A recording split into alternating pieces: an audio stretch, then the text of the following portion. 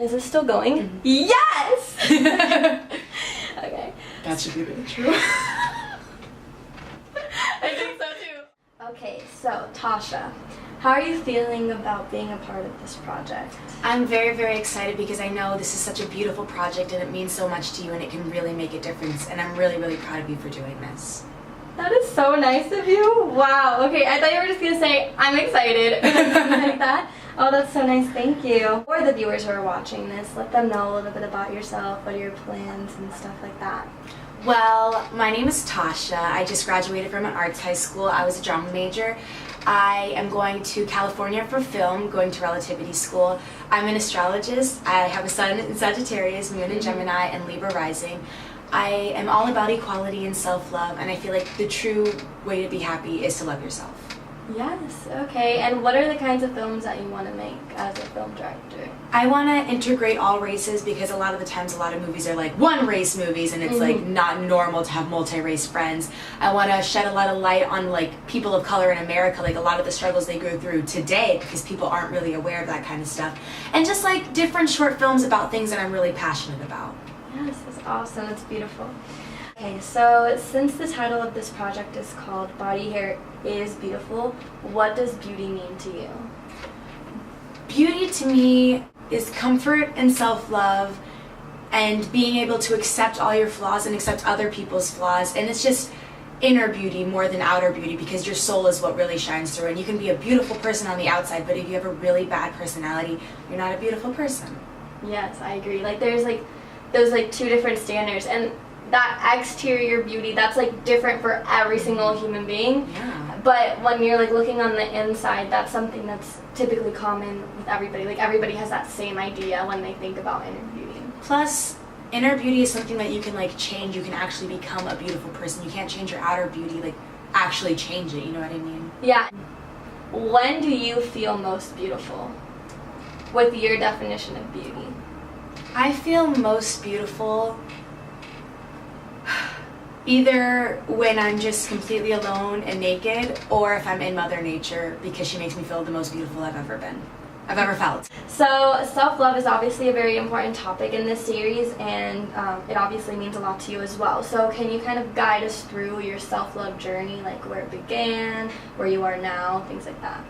Well, I used to live in like a really racist place, and it came from a lot of people that didn't think they were racist, so I didn't really have a problem with it. I never thought that it was bad. I just thought the way that I was feeling, I wasn't happy with myself, I wasn't happy with my skin or my hair or anything about me. I would lie about my race. I would tell people I was Hispanic because people there were so messed up. And it's just, that really put like a lot on me and made me hate a lot about myself. My mom has depression and it runs in my family, so I have like a lot of depression and anxiety, and I used to go through a lot of self-hate and self-harm, and it just got to the point a couple of years ago that I just didn't want to be in this world anymore, so I tried to take my life away. And that's where everything changed. That's where I realized, I don't know why I'm feeling this way. Why do I hate myself so much? And I just need to take this time to understand who I am as a person, and what is it about myself that I hate? Like, what did I do? Like, why? What's not okay about me? Like, nobody really asks themselves that question, and if they answer it, it's like, I don't like my hair, but you would love someone else's hair if they had the same exact hair as you. It's just, we're so much harder on ourselves than we are on other people. Yeah, and like, the other day we were talking about how when like we take aspects of ourselves that we don't like and we put it on someone else, like sometimes you don't even notice it, or you love it on them, which is crazy. It's like, why do I not like it on me? Like, why is it such a big issue when it comes to me? Which is like, you really got to think about that and understand why you're feeling those thoughts. We're not an exception for being rude to ourselves. Exactly. And I also wanted to talk about, you felt like it was normal for you to feel like embarrassed about your race. So you didn't know anybody that was like kind of confident about who they are in reference to their skin color? No, not back then. And I would look at the media, I'd watch a lot of TV and movies and films and stuff like that. Same thing as movies. And there was no representation for me. There was nobody that was strong and confident and black. Everybody that was black was a stereotype, or they straightened their hair, or they were a little bit lighter than they naturally are. It was just something that I felt like was put upon me. I would play with white Barbie dolls. I'd play with like different like always white things, and it just felt like, why can't I look like this? Why can't I be blonde? Why can't I have blue eyes? Why can't I have light skin, straight hair? Oh my god, I love that you said that. There's that misrepresentation, because that travels into the arena like of body hair as well. When you look at the media, there's always a stereotype of the girl who has lots of hair is like ugly or like not pretty, and all you see is no hair everywhere. And you play with Barbie dolls that have no hair except for what's on their heads and like this and that, and you don't understand that like that's how you're raised, so you're like, okay, this is normal, like I'm supposed to feel bad about myself. Like, so we just talked about having like our insecurities. How do you handle yours now? Well, like you said earlier, it's not like you can love every single thing about yourself, but I still have insecurities. I'm still learning to love them. I still need to take my time with myself to focus on, why don't I like these things about myself? If it's something that I can fix, I need to take the time to fix that. Time is a really, really big factor, and that takes a lot for me to like realize, because I'm a fire sign and I'm very, very impatient, and I don't like to take my time. Oh my God. So I really need to take the time by myself to like focus in on, if I don't like that about myself and I know I'm not gonna love it, I need to learn to accept it, because there's gonna be things about myself that I don't love, but I will accept everything about myself. Yes, I think that's, wow, I love that you said there might be times I don't love, but you're gonna always accept, because you should always accept it. Exactly, because sometimes if we don't like that certain aspect of ourselves, we try to reject it and pretend it doesn't exist, or we like try to morph it around and try to do something crazy with it, and like that's when like you really like begin to mess up like your conscious, because you're like, I'm like destroying myself. Like some people literally destroy themselves, like they have eating disorders or they self-harm and things like that. So when and why did you decide to start growing out your body hair? Like body hair wise obviously, but also afro, because I know those are two different things for you.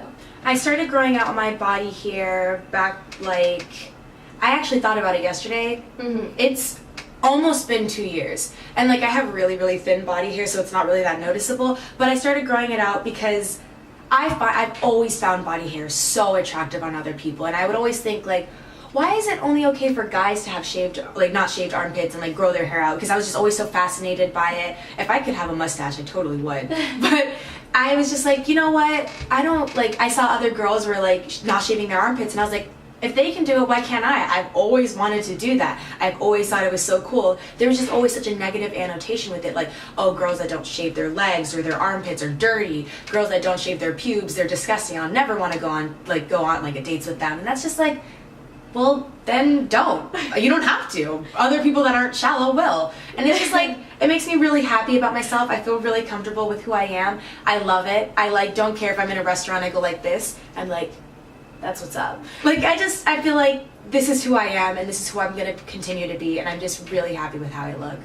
And I started growing out my afro hair about a year ago because I used to straighten it all the time, put so much chemicals in it. I didn't like my natural hair because of where I was. Everyone would always bash on it. It was so stupid.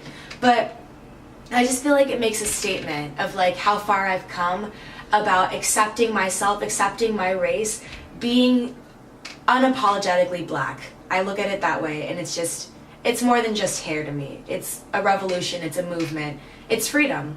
That's beautiful. Like honestly, breathtaking. I have nothing, like I'm speechless, like, because it's just like one piece of your body, and like you treat it like it's everything, and that's like so beautiful to me. It's like a tree growing on my head. That's how I look at it. Like no one's forced to do anything they don't want to do, and people need to understand that.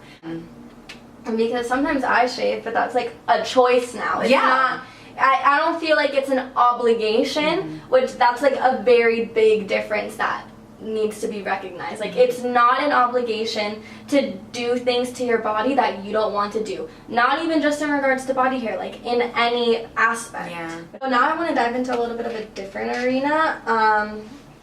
And this one's more about like how we live our lives. And I want you to describe to us the importance of living through your heart and following your passions, because that's something you do very well. Thank you.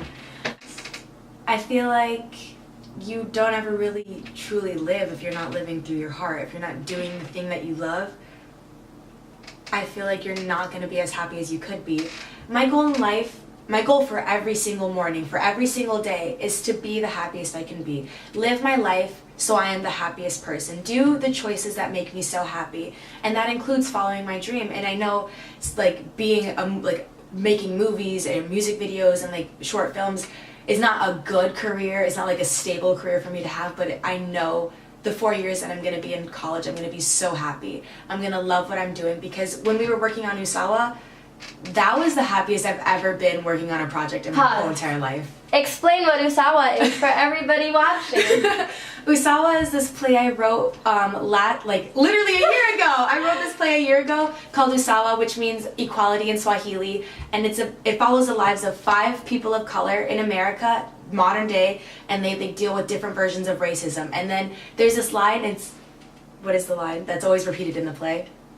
Oh fuck, I don't remember. We need love. The power. We need to show them the power of love. We need love. We need to show them the power of love. Because I truly believe that love can conquer all kinds of hate, and I wanted to show that with a lot of people. And just working on that and like sharing my views with just a cast of people, and like how much they learned. Like they learned so much from that.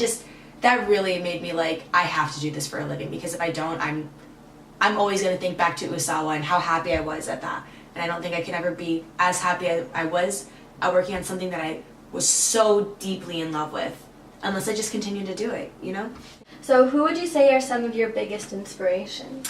Amandla Stenberg and Erica Badu, for sure. I love both of them so much. I love Amandla Stenberg because I believe their pronouns are they/them, so I'm just going to go with they/them. They do whatever they want. They are whoever they are. They are so young. They're like 17. Mm-hmm. And like they're going out talking about like Black Lives Matter, talking about like feminism, like feminist empowerment, like all these things I want to be doing, I know that I'm going to be doing. Mm-hmm. I know that.